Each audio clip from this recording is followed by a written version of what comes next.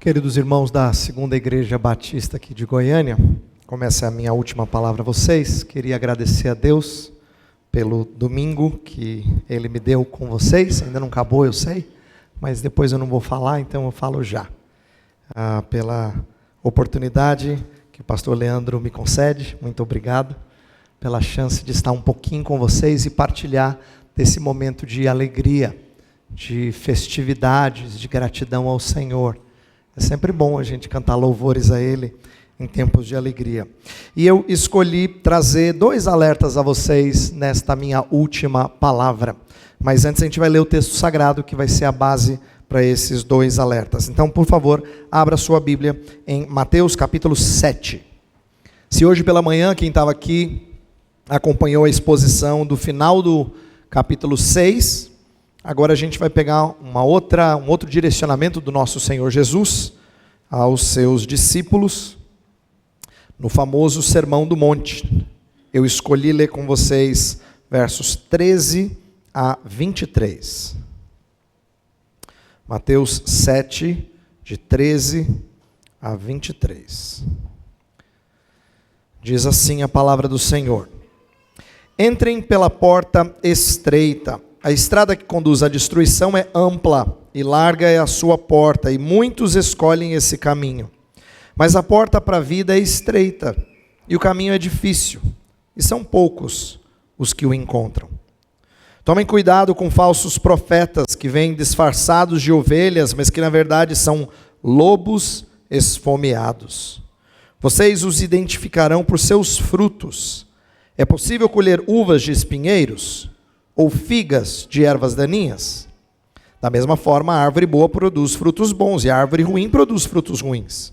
A árvore boa não pode produzir frutos ruins e a árvore ruim não pode produzir frutos bons. Toda árvore que não produz bons frutos é cortada e lançada ao fogo. Portanto, é possível identificar a pessoa por seus frutos.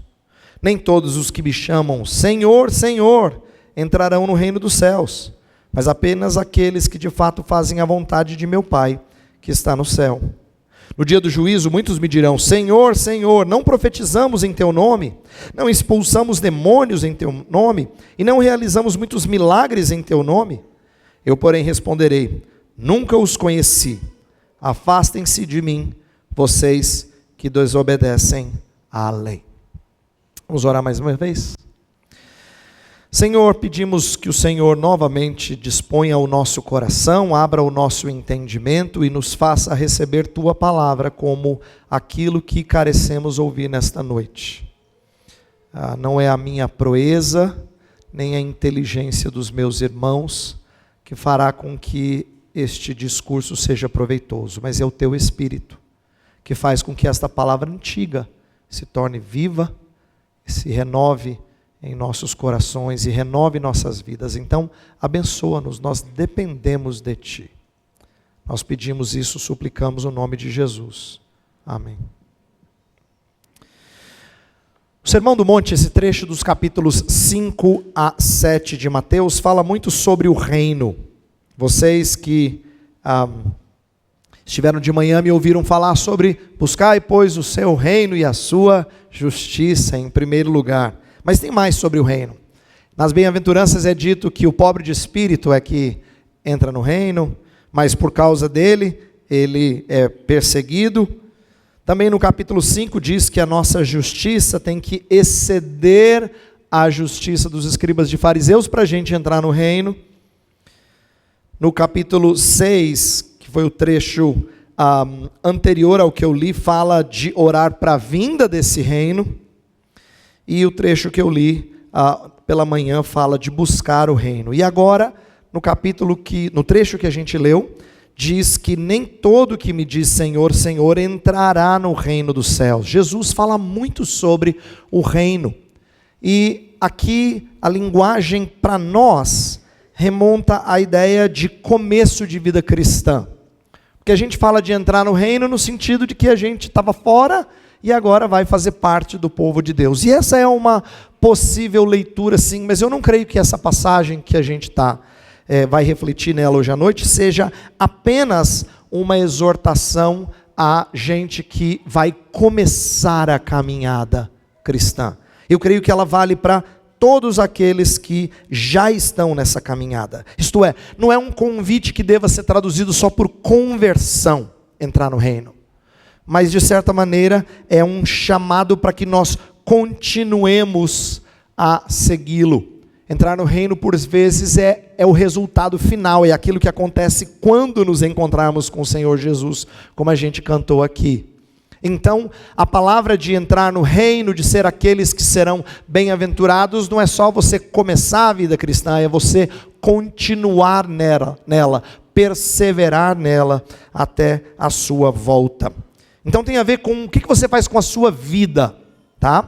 Essa chamada ao compromisso, essa chamada à obediência, essa decisão, é algo que foi colocado pelos servos do Senhor várias vezes ao longo da Escritura. Por exemplo, Deus chamou o povo à obediência nas planícies de Moabe por meio de Moisés. Moisés estava prestes a partir, ele não iria conduzir mais o povo, mas ele diz assim: eis que Deus coloca diante de vocês vida e morte. Escolhei, pois, a vida.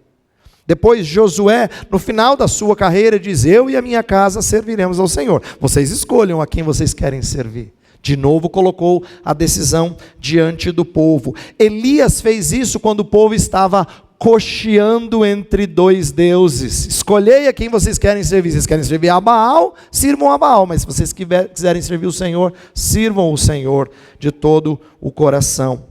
O que eu quero mostrar é que em todas essas chamadas, Deus não está falando com gente descrente, está falando com o seu povo, mostrando que o seu povo, por vezes, pode balançar entre opções. Ele tem um coração dividido, e porque ele tem um coração dividido, ele tem que ser chamado à conversão várias vezes.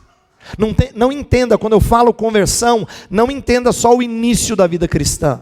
Tem a ver com: eu estava caminhando erroneamente e o Senhor me chamou de volta ao seu caminho. É por isso que os profetas falavam, inclusive para o povo de Deus: convertei-vos. Porque na Bíblia, conversão tem a ver com algo que crente também faz, quando a gente se volta dos descaminhos para Deus. Inclusive no capítulo 6 de João, tem um momento em que Jesus fala para os seus discípulos tomarem uma decisão. Veja, eles já andavam com Jesus, mas como Jesus fez um discurso muito duro, diz o texto que muitos discípulos já não andavam mais com ele. E aí Jesus se volta para os 12 e fala: e vocês? Vocês também vão deixar?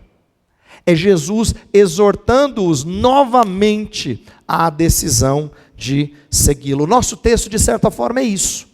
É uma chamada, é uma exortação a essa decisão. Quando fala sobre porta estreita e caminho estreito, apertado, ele está nos chamando a decidir por algo que o honre. Mas eu preciso alertar que a passagem não está falando para você escolher um caminho estreito, significa estar na igreja, versus estar no mundo. Veja, embora a gente pudesse aplicar assim, Jesus não está falando com um grupo de pessoas que vai na igreja versus uma grande parte da sociedade que não crê em Deus.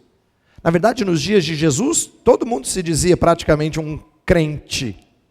Então ele está contrastando tipos diferentes de religiosidade.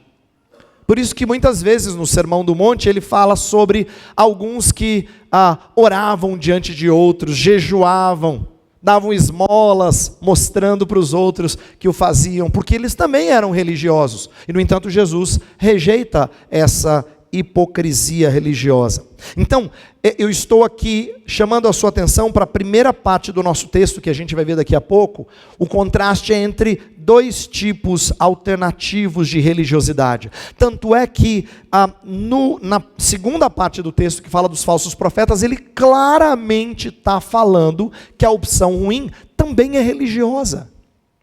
Então não é uma escolha entre estar na igreja versus estar no mundo, é a escolha entre estar na igreja que honre a Cristo. Tá?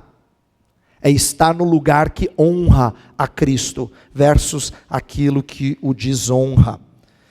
E o que a gente vai ver nesta noite é que a nossa vida de obediência à lei divina não é só o caminho de vida, mas é também o caminho para a vida. Com isso, o que eu estou querendo dizer é que a gente não é salvo pela nossa obediência, mas a gente é salvo para uma vida de obediência. E é quem vive essa vida de obediência a Cristo é que caminha para a vida eterna. Então a gente vai falar de duas coisas, e esses são os meus dois alertas hoje à noite. Primeiro eu quero falar dos custos de um caminho de vida. Dos custos de um caminho de vida. E depois eu quero falar dos perigos da caminhada cristã. Então, custos e perigos de uma jornada que pode ser difícil, mas certamente é recompensadora. Mas antes de falar da recompensa, eu preciso falar do jeito que Jesus falou. E Jesus antes dizia assim, gente, é maravilhoso, é muito bom, é muito bom. Ele disse, é apertado, é estreito, é sofrido, tem engano. Muita gente que parece crente diz falar em nome do Senhor, mas não está honrando o Senhor. Então, eu vou dar mais ênfase ao erro por causa da tônica do próprio Jesus. Embora sim, seja uma caminhada certamente recompensadora.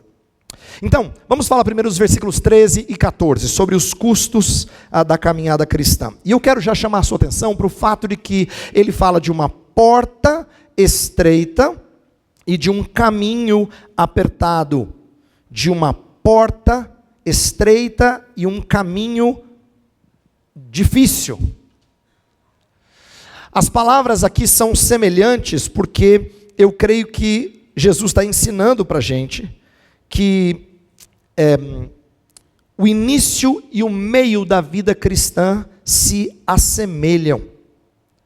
As portas se referem à entrada para um estilo de vida, mas elas são acompanhadas de caminhos com as mesmas características. A porta larga tem um caminho espaçoso, que conduz à perdição, e a porta estreita tem um caminho apertado, que conduz à vida. Então o que isso significa, falando de vida cristã agora, é que o início dela é parecido com o meio dela. Isto é, entrar no reino não é passar por algo largo, é passar por algo estreito. E caminhar no reino também significa enfrentar algo estreito. Então a gente tinha que olhar para a conversão e para a santificação como sendo bem semelhantes.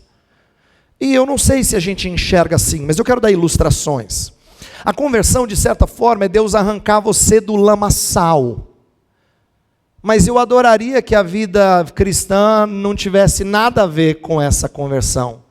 Mas tem tudo a ver, porque ainda tem lama dentro da gente. Então, se você foi arrancado do lamaçal no começo, você passa o resto da vida tirando a lama que ainda está dentro de você. Elas são semelhantes, entende? Se você morre para a velha vida, para a sua velha natureza, quando você entra no caminho da fé, você tem que trilhar um contínuo morrer para essa velha natureza e os seus prazeres ao longo da vida cristã. Isto é, não é verdade que quando a gente encontra Cristo, você fala assim, pastor, resolvi os meus vícios todos. Sanei todos os meus vícios. Eu gostaria que fosse assim, mas não é. A verdade é que nós temos uma porta estreita e um caminho difícil. Ainda que ser cristão tenha os seus deleites, Jesus está enfatizando o aspecto árduo de iniciar e continuar essa jornada. Eu creio que nos nossos tempos é importante eu enfatizar isso, porque a gente faz parte de uma geração tão quebrada e tão dada ao conforto. Olha como a gente gosta de conforto. Você pode pensar em vários exemplos. A começar lembra quando a gente dirigia carro que não tinha ar-condicionado? A gente fala assim, como se fosse assim um negócio impensável, não é? A gente fala de várias coisas que são para o nosso conforto, e por conta disso, infelizmente, como nossa geração é repleta de confortos, é repleta de coisas para o nosso bem-estar, nós infelizmente traduzimos isso para a vida religiosa também. Não são poucos aqueles que amam na igreja o fato de se sentirem bem. A gente usa inclusive linguagem assim. Sabe o que eu gosto? É quando eu vou na igreja eu me sinto bem. Talvez precise apanhar um pouquinho mais para não sentir tão bem assim. Isto é, tem um aspecto da vida cristã em que é normal você falar assim, nossa, eu vim para a igreja, mas saí amassado. Se não fosse a graça de Deus me sustentando, eu me sentiria arrebentado. Mas as pessoas têm procurado vida na igreja porque elas se sentem revigoradas, elas querem se sentir, de certa maneira, relaxadas, sem muito esforço. Veja, eu não estou dizendo que a vida cristã não tenha deleites, não tenha prazeres, não tenha alegrias. Claro que ela tem. Porém, a falsa religiosidade, ela é frequentemente vocal acerca da graça, mas não tanto acerca da cruz. Entendeu? Ela ama falar da graça, mas ela esvazia a graça da sua realidade quando ela não fala da cruz. Ela descarta a autonegação. Talvez um melhor exemplo contemporâneo disso seja aquilo que a gente chama de versão coach do cristianismo. E quando você ouve isso, você diz, pastor vai falar de besteira agora. Mas presta atenção em algumas frases que eu vou repetir para você, que você já deve ter recebido no WhatsApp de um monte de gente, que acha lindo, maravilhoso e passa adiante. Que parece aquela coisa boa para começar seu dia, assim, sabe? Você receber aquela frase encorajadora, aquela frase que vai te dar um insight diferente, não é? E eles são bons nisso. Então imagina assim, como eles cativam com frases de efeito, do tipo, o que Deus colocou dentro de você, a inveja não pode tocar. Essa aí, né? Ou senão quando eles falam alguma coisa, mas de maneira diferente, surpreendendo você por colocar as verdades num prisma novo. Por exemplo, tem coisa que Deus te deu no secreto, e no secreto tem que ficar. Encorajando você com repreensões bem suaves, quer dizer, quando tem que puxar a sua orelha ainda é bem suave, do tipo assim, a fé realiza o impossível, e o possível é função da sua inteligência. Em outras palavras, pense, não seja preguiçoso, mas é suave. Ou, quando quer abrir caminhos de sucesso, do tipo assim, o sucesso é a sequência de decisões feitas na mesma direção. Esse tipo de teologia, ela atrai pessoas porque ela é cativante. Ela é sempre colocada por gente muito inteligente, que sabe falar, que tem boa retórica, não é? Que anima as pessoas e cheia de promessas. E as pessoas querem isso. Afinal de contas, elas apanham no serviço semana inteira. O que elas querem? Um momento que elas se sentem um pouquinho mais encorajadas, levantadas mesmo, colocadas para cima. Esse tipo de teologia mexe com o meu ego ao falar do meu potencial. E fala que os meus sonhos são alcançáveis. Todo mundo fica animado com esse tipo de palavra. Essa é tipicamente a porta larga e o caminho espaçoso. A porta larga, ela é convidativa. O caminho largo, ele acomoda a multidão e deixa você levar muita coisa junto consigo, muita bagagem. É por isso que quando uma igreja não é zelosa pelo evangelho, você vem e traz muita coisa consigo. Paulo teve que confrontar vários problemas na igreja de Corinto, porque eles traziam muito paganismo no seu estilo de vida. Na maneira como eles se ajuntavam em grupos, na forma como eles preferiam uns em relação a outros, na maneira como eles tratavam, encobriam pecados públicos, na forma como eles botavam irmãos na justiça, na maneira como eles lidavam com relacionamentos pessoais e por aí vai. Na hora de celebrar a ceia, vários eram os conceitos pagãos trazidos para dentro da espiritualidade, mas a porta estreita, ela não permite isso, sabe? Porta estreita é que nem catraca giratória de ônibus. Vocês que são magrinhos são sortudos, nós que somos grandinhos, é justo, né, mano? É justo. Só passa o C e olha lá, que é bem apertadinho. Mas a porta estreita é assim. Ela não deixa você levar nada junto com você. Você tem que se despir. É por isso que eu amo a história da parábola da pérola de grande valor. Porque fala assim, Jesus diz assim, havia um homem que era colecionador de pérolas. Aí ele encontra uma pérola de grande valor. O que ele faz? Ele vende tudo que ele tem para ter aquela pérola. Aí você diz, ele amava tanto pérolas, né, pastor, que ele tinha que ter aquela. Não, você não entendeu. Ele vende todas as outras. Ele deixa de ser um colecionador.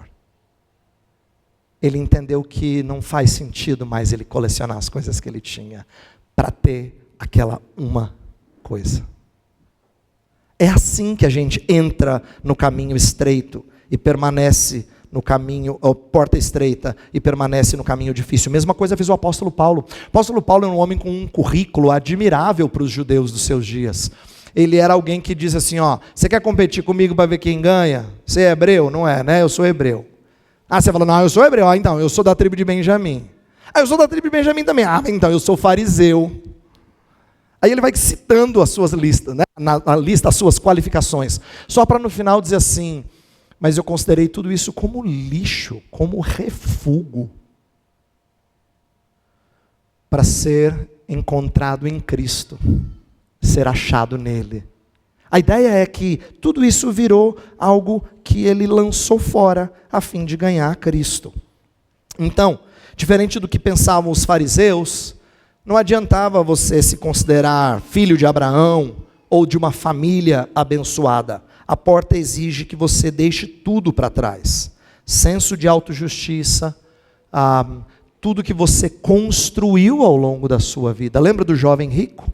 E da sua dificuldade de abrir mão das riquezas? Essa é uma prova de que ele não estava disposto a passar pela porta estreita e trilhar o caminho difícil. Agora, eu falei que essa palavra não é só para gente que está fora da igreja, mas é para quem está aqui dentro também. E a gente tem pelo menos duas tentações em relação a essa exortação de Jesus. A primeira é a tentação do conforto. O caminho largo e espaçoso, ele não nos sufoca. E é difícil viver debaixo de sufoco. A gente está logo procurando pelo tempo de bonança. Uma vida cristã que seja difícil, ela é tentadora para muitos de nós. A segunda tentação é que nós somos frequentemente inclinados a acompanhar a maioria. Quando você está indeciso em relação a alguma coisa, você espera ver a opinião de todo mundo, né? Porque você quer ir com a maioria, parece mais seguro. Frequentemente é assim. Só que no texto de Jesus aqui, ele diz que são muitos os que entram pelo caminho largo, mas são poucos os que entram pela porta estreita e o caminho difícil. Então, no reino de Deus, a gente não tem que esperar que os verdadeiros crentes sejam a maioria.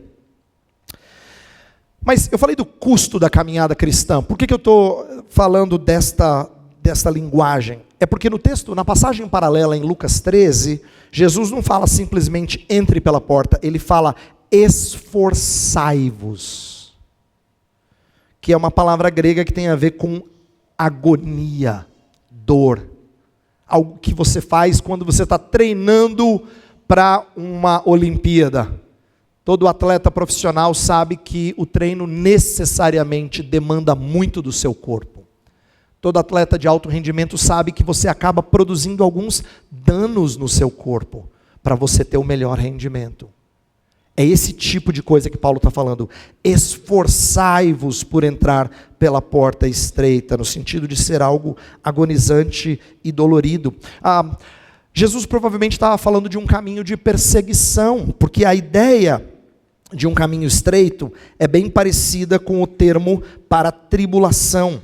E Jesus alertou várias vezes no Evangelho de Mateus de que os discípulos teriam isso na sua vida. Ele disse, bem-aventurados aqueles que são perseguidos por causa da justiça. Não é? Ele também falou aos seus discípulos que nos últimos dias sobreviriam tempos difíceis e perseguição. Gente entregaria pais, entregando filhos, filhos entregando pais, colocando diante das autoridades. Então o Salvador alertou para isso. O caminho de entrada no reino sempre passa por esse tipo de animosidade. E aqui está o meu alerta a vocês. Se isso é verdade, então boa parte da vida cristã tem que ser um encorajamento constante, uns para com os outros, para que a gente permaneça firme em meio a esses sofrimentos. Eu quero dar um exemplo em Atos capítulo 14. Abra a sua Bíblia. Atos capítulo 14, eu creio que tem um bom exemplo do que eu estou falando. Paulo, na sua primeira viagem missionária, passou por lugares que frequentemente foram inóspitos, foram duros com Paulo e Barnabé. Por exemplo, eles passaram por Antioquia da Pisídia. Lá ele pregou um sermão precioso, muita gente se interessou, mas os judeus acabaram expulsando ele de lá. Aí no capítulo 14, ele passa por Icônio, é expulso de lá também, embora muita gente tenha se interessado. Depois ele chega em Listra. Em Listra acontece um negócio maluquíssimo.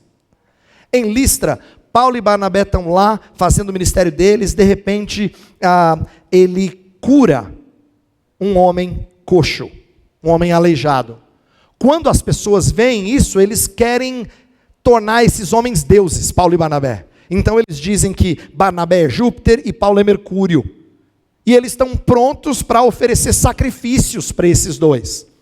Até que Paulo e Barnabé rasgam as vestes e dizem: não, gente, nós somos homens igual a vocês.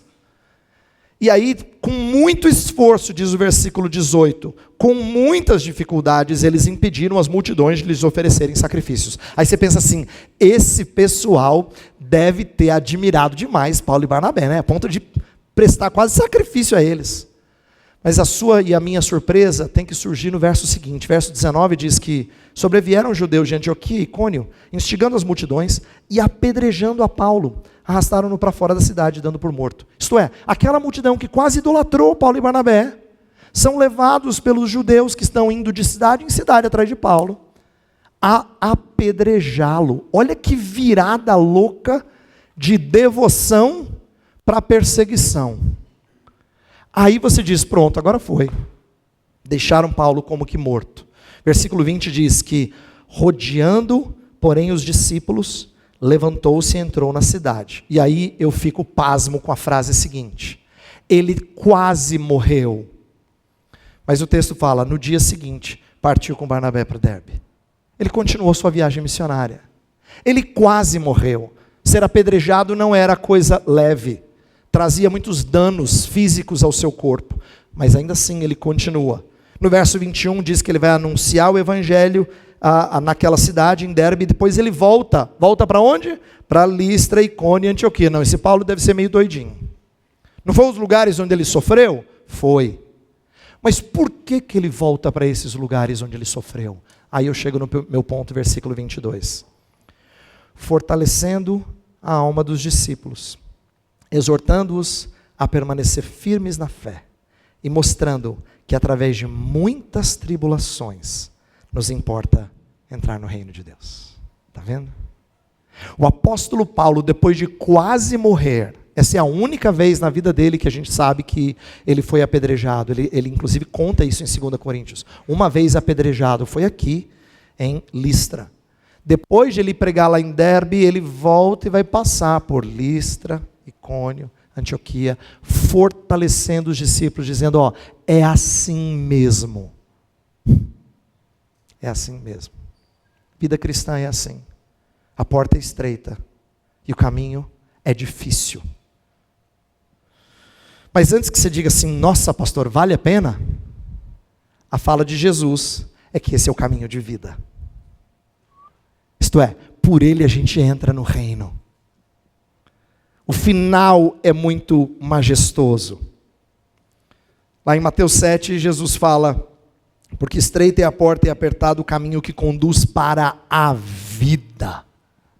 Sabe, eu acho que é parecido com visitar a cidade famosa na Jordânia, chamada Petra. Alguns de vocês já devem ter visto vídeos, talvez até alguns tiveram a oportunidade de ir, não é? Você passa por um caminho assim entre a rocha, só para depois chegar no final e ter uma cidade, templos cravados na rocha. É esse tipo de coisa que ilustra o que Jesus Cristo está dizendo. O caminho não é agradável, mas ao final a vista é estonteante. E é assim que ele quer nos encorajar. Você vai dizer, pastor, mas é muito tempo para viver sofrendo, né? Não, você não entendeu. O problema seu e meu é com a perspectiva. A gente precisa ter a nossa perspectiva mudada. Vou te dar um exemplo do próprio Paulo. Abre a sua Bíblia em 2 Coríntios capítulo 4. 2 Coríntios capítulo 4 é quando Paulo vai falar sobre o que estava acontecendo com ele em termos de sofrimento, mas o que ele encoraja os fiéis a fazer. A partir do versículo 7. 2 Coríntios 4, a partir do versículo 7, eu vou ler na Almeida Revista Atualizada. Temos, porém, este tesouro em vasos de barro, para que a excelência do poder seja de Deus e não de nós. Em tudo somos atribulados, porém não angustiados. Perplexos, porém não desanimados. Perseguidos, porém não desamparados. Abatidos, porém não destruídos. Levando sempre no corpo o morrer de Jesus, para que também a sua vida se manifeste em nosso corpo. Porque nós que vivemos, somos sempre entregues à morte por causa de Jesus, para que também a vida de Jesus se manifeste em nossa carne mortal. Aí você diz assim, uau, sempre morremos. Mas se você pensa que Paulo assim está quase esmorecendo, olha como é que ele descreve a sua perspectiva no versículo 16. Por isso não desanimamos. Pelo contrário, mesmo que o nosso homem exterior se corrompa, contudo o nosso homem interior se renova de dia em dia. Porque a nossa leve e momentânea tribulação produz para nós eterno peso de glória acima de toda a comparação. Veja, quem está falando isso é o cara que foi apedrejado e quase morreu. Ele fala, então, aquela leve e momentânea tribulação que eu sofri lá em Listra, é esse cara que está falando. É aquele que passou por naufrágios, por fome, foi chicoteado quase até a morte, algumas vezes. É esse homem que foi perseguido e caçado pelos judeus de cidade em cidade. Ele fala, a leve e momentânea tribulação. Por que ele faz isso? Ele não é sádico. Ele não é um homem que gosta de dor. Não é isso. O que Paulo está ensinando para a gente é que quando a gente tem eterno peso de glória em vista, o sofrimento presente parece levinho. Quando a glória entra na balança, faz assim com o nosso sofrimento. Ó. Diante do eterno peso de glória, ele fica leve. E é assim que a gente tem que olhar para a porta estreita, para o caminho apertado. Eu e você temos que encorajar uns aos outros a perseverar. Eu quero que você, quando evangelizar alguém, quando exortar essa pessoa a vir a Cristo, não maqueie vida cristã, não dá aquela embelezada assim, não. Seja franco. Fale de como é bom, embora dolorido. Ah, pastor, ninguém vem. Não se preocupe com isso. Não maqueie, não engane, apresente as coisas como elas são. Alerte as pessoas quando elas estão para entrar pela porta e ao longo do caminho. Mas encoraje com o final da jornada. É extremamente recompensador. O segundo alerta tem a ver com os versos 15 ao 23. Eu serei mais rápido aqui para falar dos falsos profetas. Jesus está alertando para um perigo. Veja aqui no versículo 15, ele fala, cuidado desses, em relação, tomem cuidado com falsos profetas que vêm disfarçados de ovelhas, mas que na verdade são lobos esfomeados. Então a primeira coisa que a gente vê é um alerta, por causa do perigo deles, eles são perigosos. Essa advertência é comum na Escritura. No Antigo Testamento, várias vezes Deus falou de falsos profetas. E no Novo Testamento, quase toda epístola lida com falso ensino.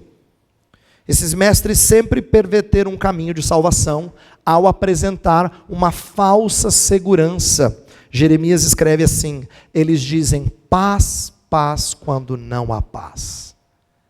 Eles propõem uma vida tranquila, quando na verdade ela não é tranquila. Sempre respaldados por uma fala cativante e por diplomas acadêmicos, muitas vezes. Eles pervertem a fé dos que são frágeis. E por isso que o Novo Testamento não fala levemente deles. Pelo contrário, eu amo o fato do Espírito de Deus ser tão assim caprichoso, que ele pegou o discípulo do amor, João, para escrever assim, quando alguém vier com falso ensino, não o receba em casa, nem dê as boas-vindas. Se tivesse sido Pedro que escreveu isso, eu diria assim, só podia ser. Cara chucro. Mas quem é que escreveu? Foi João. Aquele que reclinava ao peito do Salvador. Aquele que escreveu assim, que Deus é amor. A gente ama essas coisas. Porque foi o mesmo cara que diz assim, não receba em casa, nem dê as boas-vindas. Ele não é bem-vindo. Ele fala com firmeza, com dureza até, em relação ao falso ensino. Porque ele sabe o perigo deles. Então, nesse ponto, nós temos que orar para que a segunda igreja batista aqui em Goiânia seja marcada por líderes que protegem a verdade e as suas ovelhas daquele que anda em derredor procurando alguém para devorar. Isso é verdade de todos os líderes. Alguns fazem essa proteção de maneira mais ativa, outros de forma mais passiva. Por exemplo, olha que curioso, nós aprendemos em 1 Timóteo que aqueles que são presbíteros são pessoas inclinadas ao ensino. Por outro lado, aqueles que são diáconos, embora não é exigido deles que ensine, o texto fala que eles devem conservar o mistério da fé. Isto é, eles também são guardiões da verdade. Olha que interessante. Eles também são guardiões da verdade. Por quê? Porque eles fazem parte desses que cuidam das ovelhas, que guardam a verdade que nos foi entregue. Então, os falsos profetas do texto de Jesus, eles são perigosos. Por quê? Por causa do engano deles. Eles são enganosos. E veja como é que eles são enganosos. Eu preciso chamar a sua atenção para algumas coisas muito interessantes no texto. Olha o que diz no versículo 21 e 22. Olha só.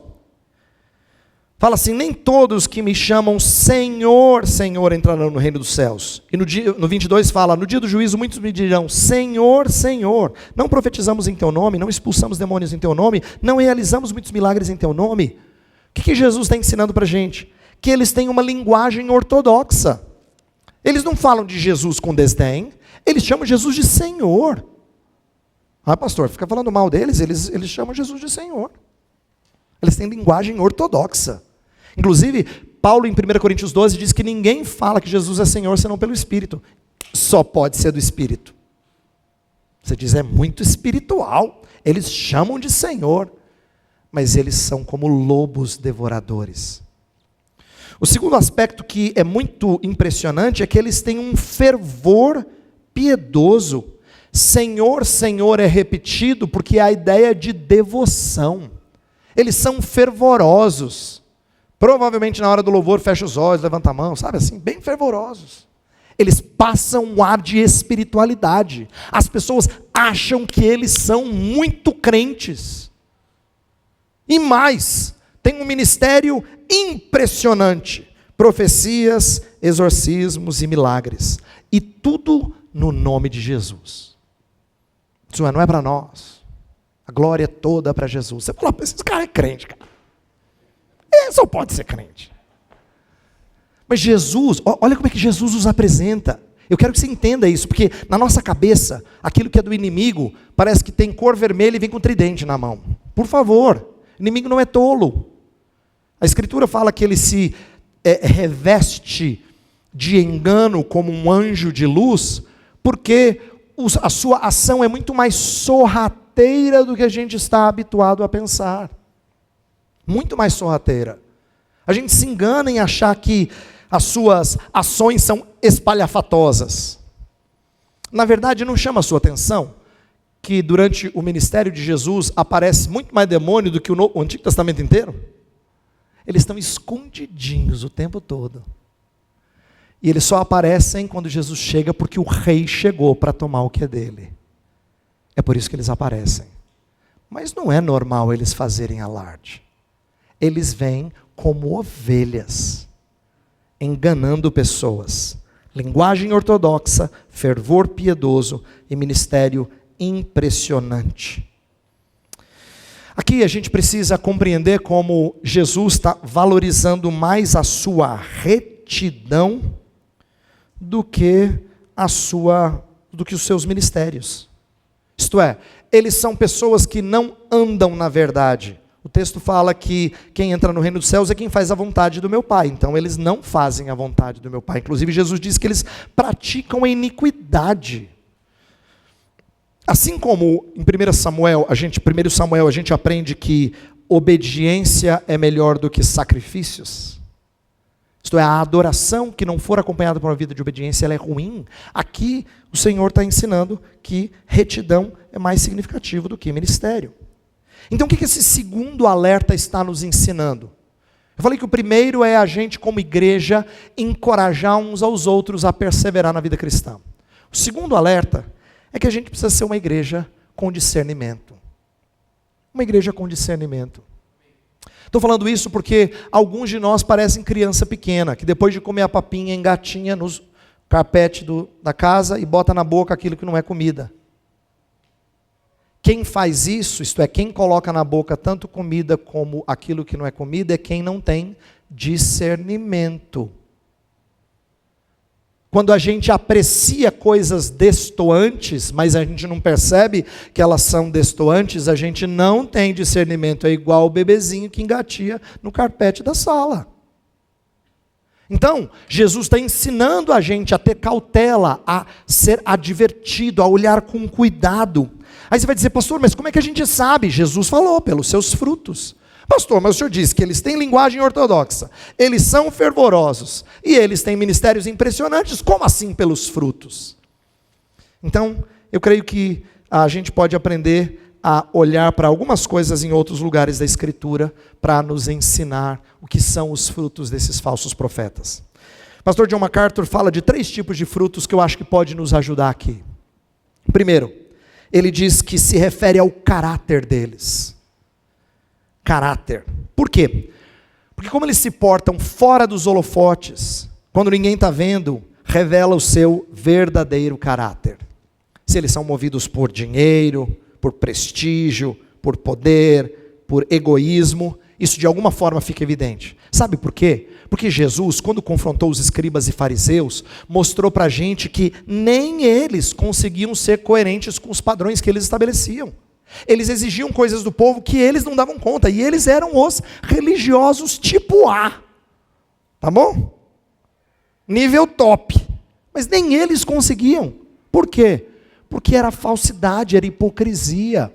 O que Jesus está dizendo é que não se engana caráter para sempre, em algum momento ele é revelado, ele é exposto. Então a primeira coisa que a gente pode olhar é para o caráter. A segunda é o credo, isto é, o que eles de fato creem. Quais as doutrinas, quais os conceitos que eles defendem. Sabe, eu acho que é importante a gente falar de credo, porque isso diz respeito às palavras. Por que eu estou chamando isso? É porque um outro lugar de Mateus que fala de pelo fruto conhecer a árvore, Jesus está falando das palavras. Ele até diz aquele famoso verso que a boca fala do que está cheio o coração. Está lá em Mateus capítulo 12. Lá ele fala que pelo fruto você conhece o tipo de árvore. Então nesse outro contexto Jesus está falando de palavras. E eu creio que é por isso que o apóstolo João, na sua primeira carta, vai falar que a gente testa o falso mestre não só pelo teste moral, mas pelo teste doutrinário. Isto é, aquilo que ele diz e aquilo que ele deixa de dizer, frequentemente revelam o seu evangelho falso. Inclusive, nem sempre a gente detecta alguma coisa que está sendo dita que é errada. Às vezes, o discernimento requer aquilo que não está sendo dito. Sabe quando você fala assim, ele não falou nada errado, mas está faltando coisa? Está faltando coisa. De certa forma, quando a gente olha para o credo deles, fica evidente quem eles são. Terceira e última coisa que eu vou destacar, é que a gente pode chamar os frutos dos discípulos, os seguidores. Que tipo de pessoas eles atraem? Observe como falsos profetas frequentemente atraem pessoas que têm crendices, ou gente que odeia as igrejas tradicionais, com um cristianismo superficial. Esse é o típico exemplo de seguidor de falso mestre. A influência deles acaba mostrando quem eles são. Isto é, eles não nutrem pessoas, eles mantêm gente desnutrida ao seu redor. O verdadeiro evangelho gosta de ver pessoas ao seu redor amadurecendo e deixando de ser discípulos para discipular outros, por assim dizer. Então, caráter, credo e discípulos são exemplos de frutos. O fato de eles realizarem grandes coisas em nome de Jesus reforça que é possível alguém experimentar coisas da realidade espiritual sem conhecê-la. Inclusive Jesus usa uma palavra muito forte no versículo 23. Eu preciso explicar para você, para que você saiba a verdade como ela é. Jesus diz para eles assim, final do nosso texto: então eu lhes direi explicitamente, nunca vos conheci. O texto na versão transformadora fala, afastem-se de mim, vocês que desobedecem à lei. Então perceba que Jesus fala, nunca conheci vocês. Mas conhecer para a gente é um verbo fraco. Conhecer é o saber informações a teu respeito. Posso dizer assim, eu não te conheço. Você fala, pastor, o senhor não me conhece. Não sei mesmo, nada da sua vida. Mas Jesus não está falando isso.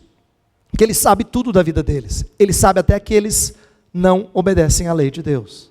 Então, conhecer para Jesus não tem a ver com informações a respeito de alguém.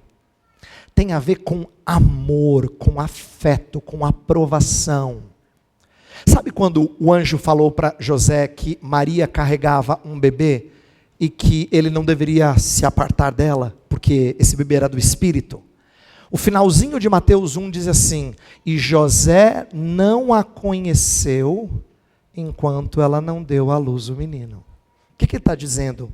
Os adultos entendem essa frase. Não tem a ver com não sabia quem ela era. Significa que ele não teve intimidade com ela. Ele não se deitou com ela. Ele não a conheceu.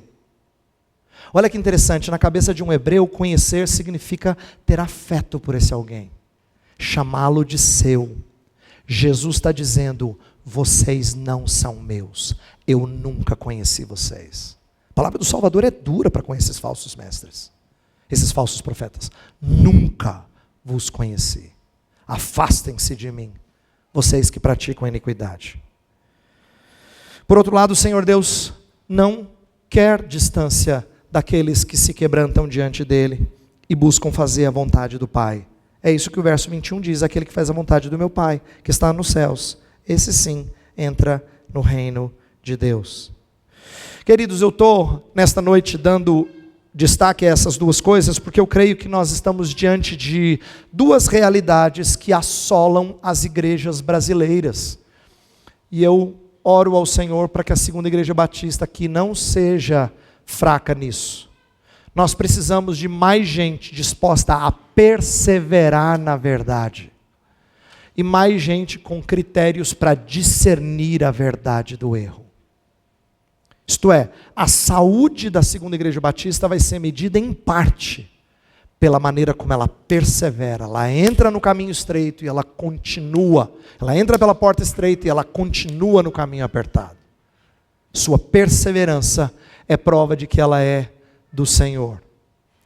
E a segunda coisa é porque ela sabe discernir a verdade do erro. Ela não é levada por enganos. E neste tempo existem muitos enganos.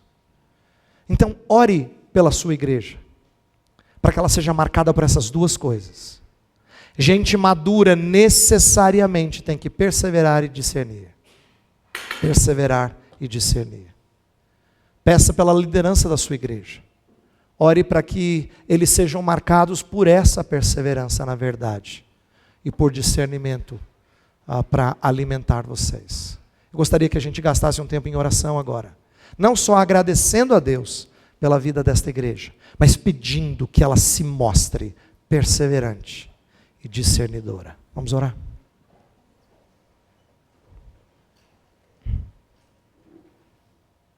Deus de toda a verdade, nós fomos ensinados, muitos de nós, a ter uma vida piedosa e fervorosa, mas às vezes desinformada.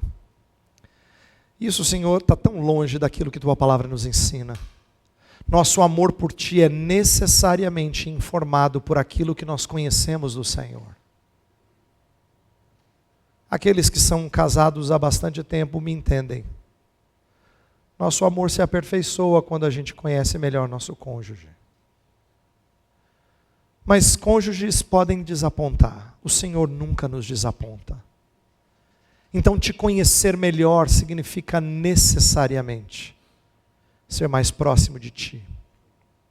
E conhecer a verdade melhor nos faz mais dispostos a perseverar, mais aptos a discernir. Então, alimenta o Teu povo nesta igreja.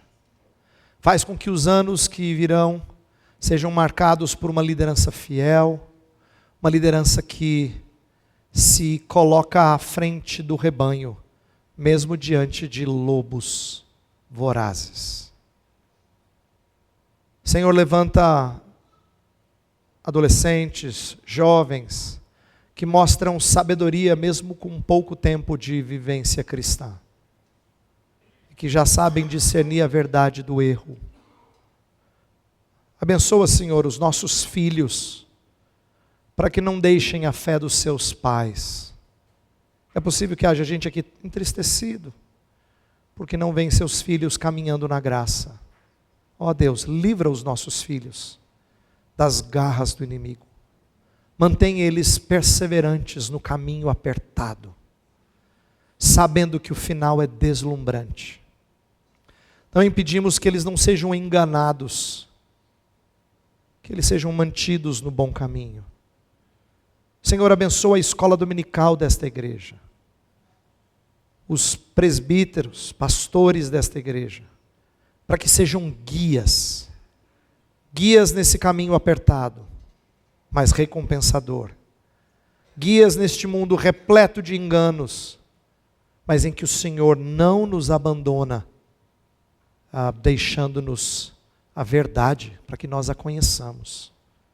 Então, Pai, nós pedimos por esta igreja, para que ela seja não só uma igreja festiva, alegre, mas uma igreja saudável, marcada por perseverança e por discernimento.